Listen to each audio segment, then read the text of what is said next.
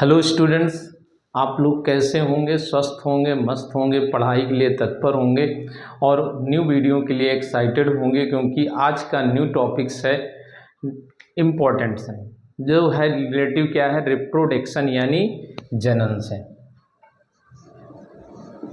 जनन reproduction okay. Reproduction मतलब है प्रत्येक जीव अपनी जैसी संतानों को विकसित करता है और ये एक वंश परंपरा को बनाए रखने के लिए जनन करता है। इसी को जनन या प्रजनन कहते हैं। पहली तो जनन की परिभाषा। अब कुछ पॉइंट दे रखे हैं, जैसे जनन द्वारा जीव अपनी जैसी लगातार संतानें उत्पत्ति करके वृद्धि करता है, पहला पॉइंट। दूसरा पॉइंट क्या है? प्रत्येक जीव अपने माता पिता के लक्षण उनकी संतानों में पीढ़ी दर पीढ़ी वंशागत होते हैं, दूसरा पॉइंट। तीसरा पॉइंट क्या होता है? जनन द्वारा संतानों की में कुछ न कुछ विभिन्नताएं अवश्य हो जाती हैं। एक ही माता पिता की दोनों संतानों में काफ़ी भिन्नताएं पाई जाती हैं, किंतु जुड़वा बच्चों को छोड़कर। ओके, समझ में आए? चौथा पॉइंट, ये भिन्नताएं जीवों में पाई जाती हैं। अब नेक्स्ट पॉइंट आता है जनन के प्रकार। जनन दो प्रकार के होते हैं। नंबर एक जनन होता है जिसे हम अलैंगिक जनन कहते हैं। क्या कहते हैं? अलैंगिक जनन कहते हैं। अलैंगिक जनन जिसे इंग्लिश में बोलते हैं एसेक्सुअल रिप्रोडक्शन। एसेक्सुअल रिप्रोडक्शन, ठीक है। और दूसरा हमारा नेक्स्ट आता है जिसे लैंगिक जनन कहते हैं, जिसे मुख्य रूप से हम क्या कहते हैं? Sexual reproduction. Sexual reproduction, okay. लैंगिक जनन में क्या होता है? पहला पॉइंट है युग्मक नहीं बनते। युग्मक नहीं बनते, नहीं बनते। दूसरा है निषेचन नहीं होता। निषेचन नहीं होता, ठीक।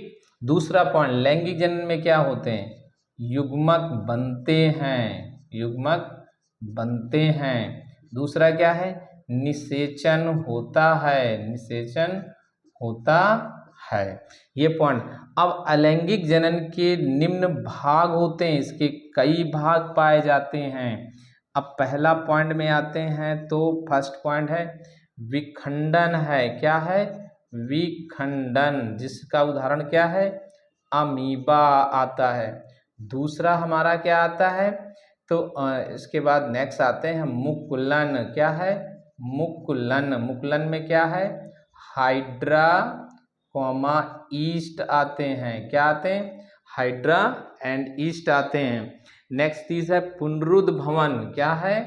तीसरा है पुनरुद्ध भवन। पुनरुद्ध भवन, रीजनरेशन कहते हैं। ये किसमें? हाइड्रा में।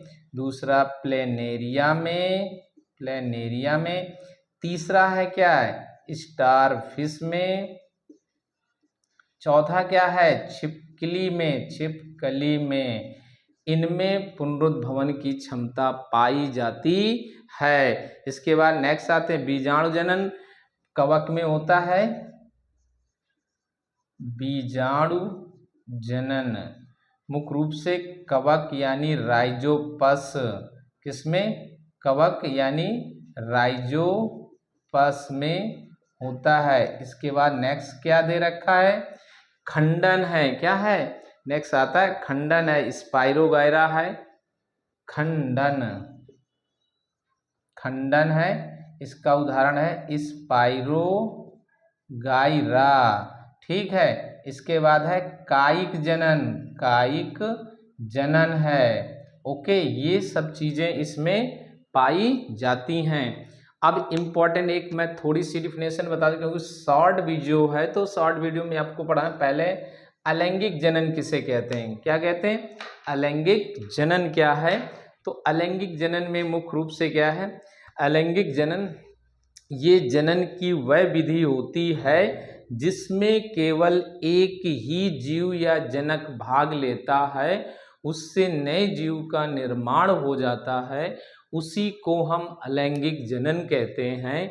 इसमें युग्मक नहीं बनते, निषेचन नहीं होता है, इसे अलैंगिक जनन कहते हैं। इसके निम्न भाग होते हैं। विखंडन क्रिया है, विखंडन में द्विभाजन है, बहुभाजन है, मुकुलन है, हाइड्रा तथा ईस्ट में पाया जाता है। पुनरुद्भवन है, हाइड्रा, प्लेनेरिया, स्टारफिश, छिपकली है।